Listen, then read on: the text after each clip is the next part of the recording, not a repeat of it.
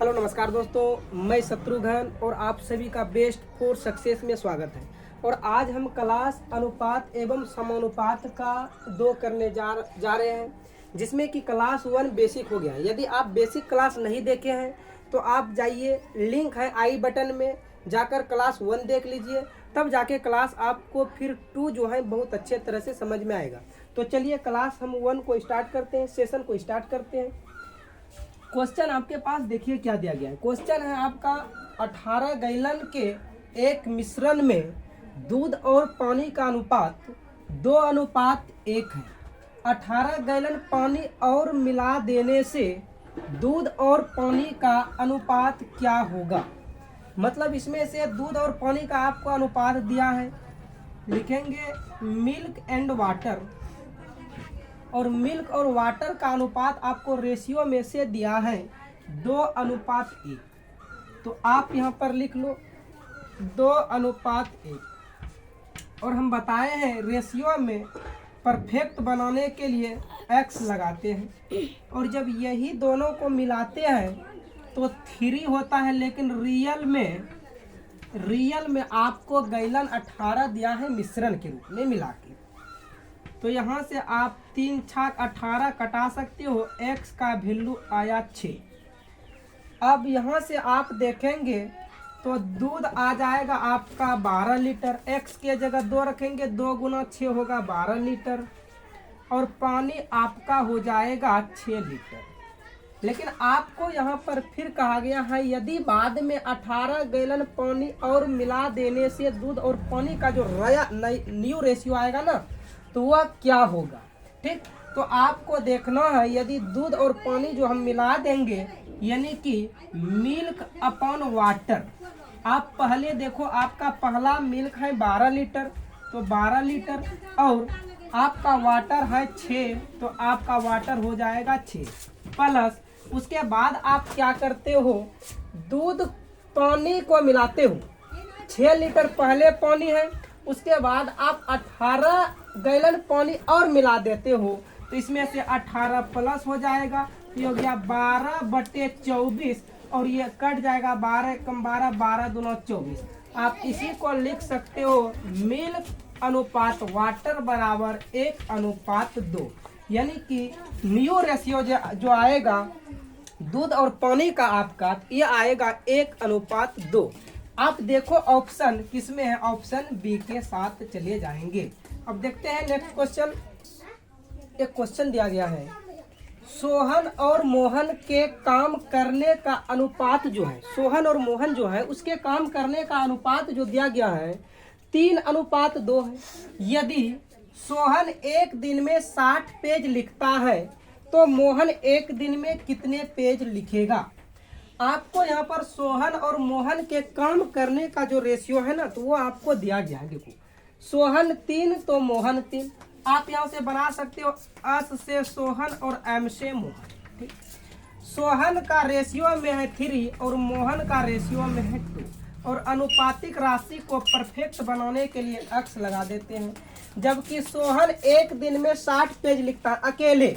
सोहन का रेशियो है 3x, यहाँ देखो आप, सोहन का रेशियो है 3x, और यही 3x बराबर 60, और ये x बराबर हो जाएगा 20। ये कट जाएगा 20 एकम 20, सॉरी ये कट जाएगा, हाँ सही है, 20 या 60, यानी कि सोहन जो है अनुपात में लिखने का रेशियो उसका 20 था, और पूछ रहा है बताइए कि मोहन एक दिन में कितना पेज लिखेगा।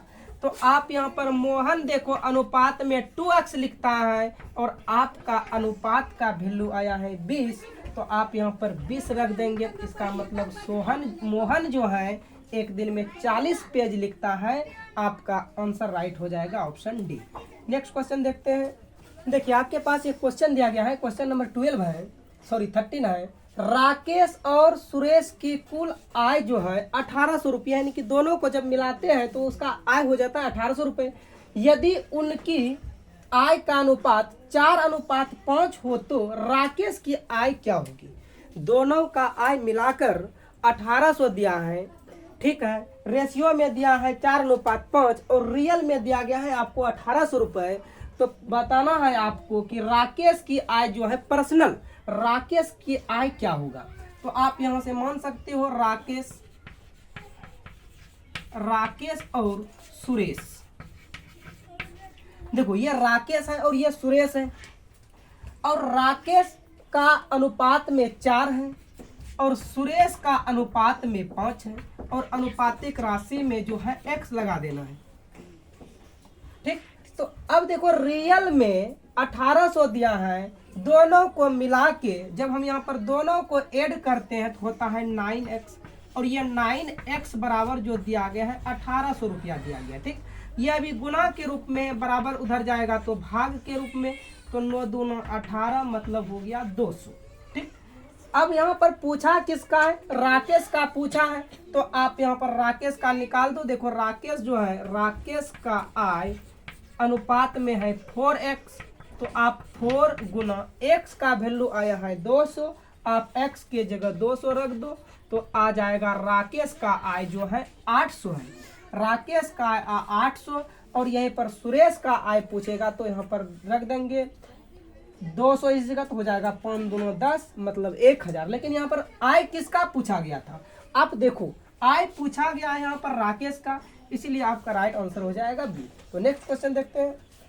आपके पास नेक्स्ट क्वेश्चन है, यदि 16 मजदूर किसी खेत को 15 दिनों में जोतते हैं तो कितने मजदूर उसी खेत को 20 दिनों में जोतेंगे।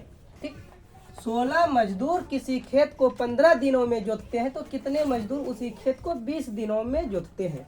मजदूर है, हम से मान लेते हैं मजदूर। ठीक, मजदूर जो है 16 है और इन्हीं खेत को कितने दिनों में जोत रहे हैं, 15 दिनों में जोत रहे हैं। तो पूछ रहे हैं कितने मजदूर उसी खेत को 20 दिनों में जोतेगा, मतलब यहाँ पर लिखेंगे D1 आपका 20 हो जाएगा, और यहाँ पर M1 इसका मतलब मजदूर की संख्या आपको निकालना है। तो आप M बराबर फार्मूला जानते हो जाएगा MD बटे D1। ठीक, तो M का मान आपका यहाँ पर है 16 गुना 15 और बटे 20, तो 4 चौक 16, 4 पंच 20, 5 तिया 15, 4 तिया 12। मतलब बात करें 20 दिनों में जोतने के लिए 12 मजदूर चाहिए। आपका 12 मजदूर जो है ऑप्शन बी में है, ऑप्शन बी आपका राइट आंसर हो जाएगा। नेक्स्ट क्वेश्चन देखते हैं। आपके पास क्वेश्चन एक है, देखिए 32 रुपए को ए, बी और सी में इस प्रकार बांटे कि ए को बी से तिगुना मिले और सी को उसका 1/3 जो ए और बी को मिले। तो जो एक क्वेश्चन है बहुत इंपॉर्टेंट है, अच्छा क्वेश्चन है, आप जरा ध्यान से समझेंगे, यदि आपसे बन रहा है तो बना सकते हो क्वेश्चन। ठीक, 32 रुपए को ए और बी में इस प्रकार बांटना है, तो हम देखते हैं कि सबसे पहले 32 रुपए का ए और बी सी का रेशियो क्या होता है। यहाँ पर 3 का चर्चा हो रहा है, ए बी और सी का, तो ए बी और सी लिख दिए। अब आते हैं क्वेश्चन पे, ए को बी से तिगुना मिले, यानी कि बी से तिगुना मिल रहा है, मतलब मान लेते हैं यदि बी को x रुपए मिलता होगा तो ए को मिलेगा 3x। कहने का मतलब यदि बी को x रुपए मिलता होगा तो ए को मिलेगा 3x और सी को उसका 1/3 जो ए और बी को मिले, यानी कि सी को उसका जो 1/3 जो ए और बी को मिले, यानी कि जो ए और बी को मिल रहा है इसका 1/3 मिल रहा है, तो इसका मतलब हुआ इसी का 1/3 मिल रहा है। x 3x प्लस x जो है इसी का 1/3 मिल रहा है, किसको, सी को मिल रहा है। इसका हम रेशियो निकाल लेंगे, 3x और x हो जाएगा 4x/3, मतलब 4x/3 जो मिल रहा है ये मिल रहा है सी को, 4x/3 किसको मिल रहा है, सी को। अब यहाँ पर आपको देखना है कि जब ये तीनों को मिलाते हैं ना, तो ये तीनों को मिलाने के बाद 32 रुपए हो जाता है। तो यहाँ पर आप तीनों को मिला लो, यदि तीनों को मिलाते तो हो जाता है 3x plus x plus 4x/3, ये बराबर हो जाता है 32। और आप यहाँ पर देख सकते हो कि इसके नीचे कुछ नहीं तो 1 होगा, यहाँ भी 1। अब देखो 113 का एलसीएम आपका आ जाएगा 3, 1 से भाग देगा 3 में 9x प्लस ये होगा 3x और ये होगा प्लस 4x बराबर 32। आप देखो ये क्रॉस में मल्टीपल हो जाएगा तो 32 या 96 हो जाएगा, लेकिन ये सभी जो है समान जात का है तो सभी जुट जाएगा। तो 9 3 12 12 4 16, यहाँ पर आप बोल सकते हो 16x बराबर 96। ठीक, तो x बराबर आपका हो जाएगा 96/16 और ये हो जाएगा 16×96। ठीक, लेकिन हमें तो निकालना है ए बी और सी में इस प्रकार बांटी जा रही है जो राशि, वो राशि निकालना है।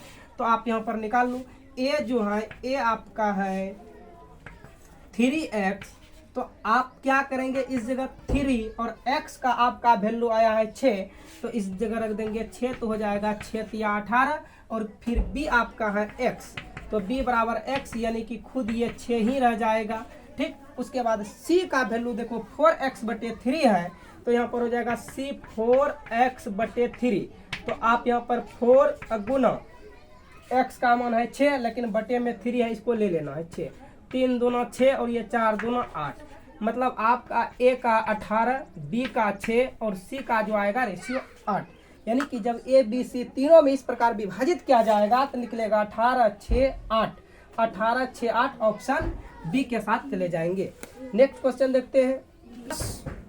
क्वेश्चन है 7 रुपये 13 पैसे अनुपात 14 रुपये 26 पैसे का जो है ये अनुपात क्या होगा? तो आप लिख लो 7 रुपये अनुपात 13 पैसे, 1 मिनट, इस जगह आपका अनुपात नहीं होगा, 7 रुपये 13 पैसे इस जगह हो जाएगा आपका अनुपात। ठीक, फिर है 14 रुपये और 26 पैसे। ठीक, तो आप जो है एक ऐसा काम करना है, या तो दोनों को ये जो पैसे दिख रहे हैं और रुपए दिख रहे हैं, या तो आप दोनों को पैसे में चेंज कर देना है या तो दोनों को रुपए में चेंज कर देना है, मतलब दोनों को समान संख्या में चेंज कर देना है। ठीक, तो चलो यहाँ पर हम दोनों को रुपए में चेंज कर देते हैं, दोनों को। ठीक, तो रुपए में चेंज करने के लिए क्या करते हैं, 100 से भाग देते हैं। ठीक है ना, किसी भी चीज में यदि पैसे से आप रुपए में जा रहे हो तो आप 100 से भाग दो तो वह चीज रुपए में चेंज हो जाएगा। तो जैसे यहाँ 13 पैसा है तब ये हो जाएगा 7 + 13/100। ठीक, ये अब हो गया रुपए में चेंज। अनुपात है तो अनुपात, फिर ये 14 + 26/100 और ये भी हो गया अब रुपए में चेंज। अब ये 100 से 100 आप अभी यहाँ पर नहीं काट सकते हो, क्योंकि यहाँ पर अभी पहले एलसीएम वाला काम करेगा। तो एलसीएम वाला काम करेगा तो ये हो जाएगा 700 + 13/100 अनुपात 1400 + 26/100।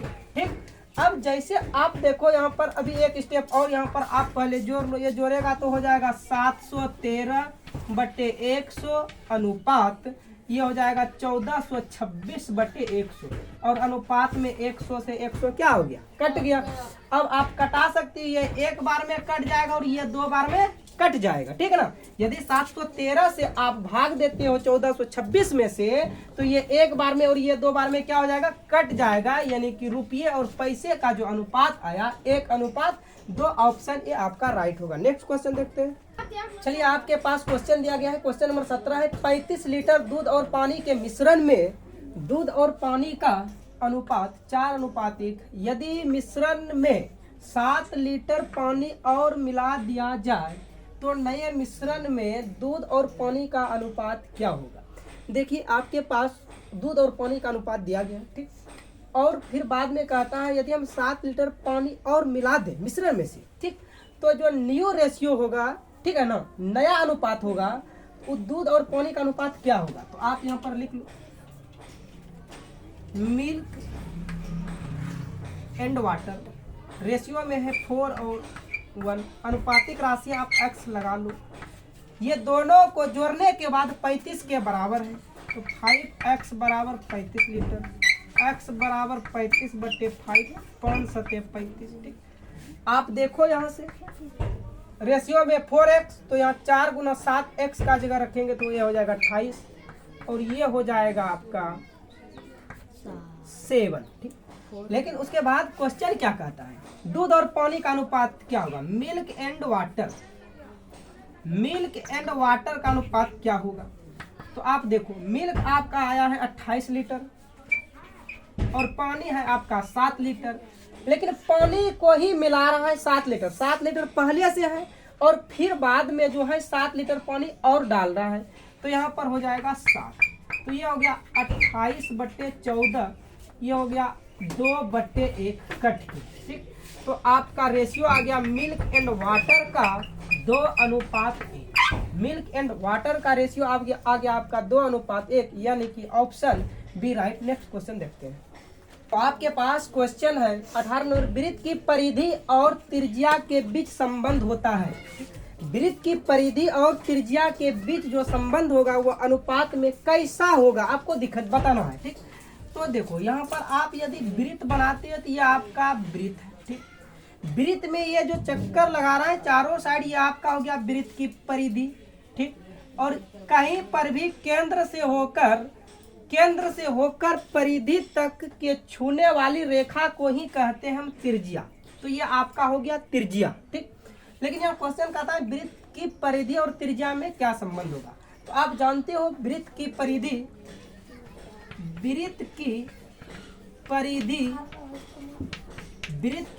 होता है 2πr, और त्रिज्या में क्या संबंध है।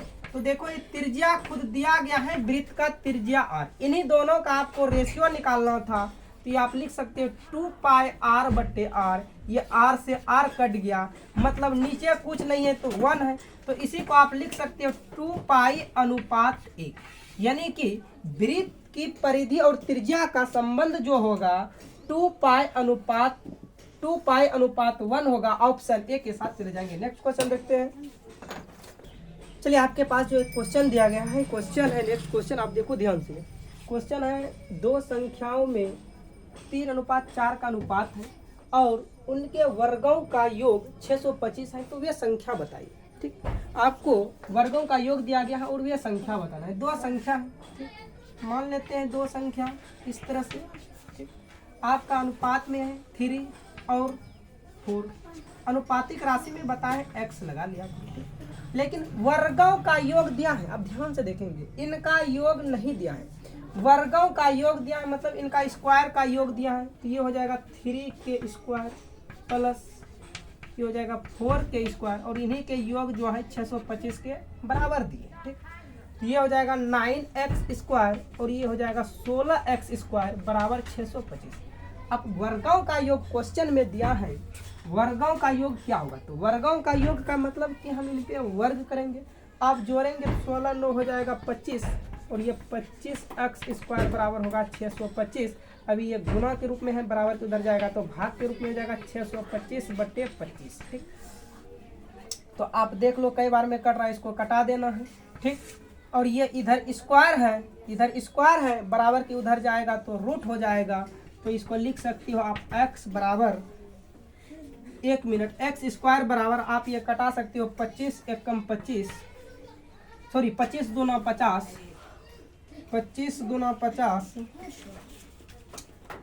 25 दूना 50, 2 1, 25 पंचे 125, मतलब ये 25 बार में कट जाएगा। अब देखो इधर स्क्वायर है, यदि बराबर के साइड जाएगा तो रूट हो जाएगा, ठीक। तो ये हो जाएगा x बराबर 25 पर रूट, और ये 25 जो है किसका वर्ग है, 5 का है।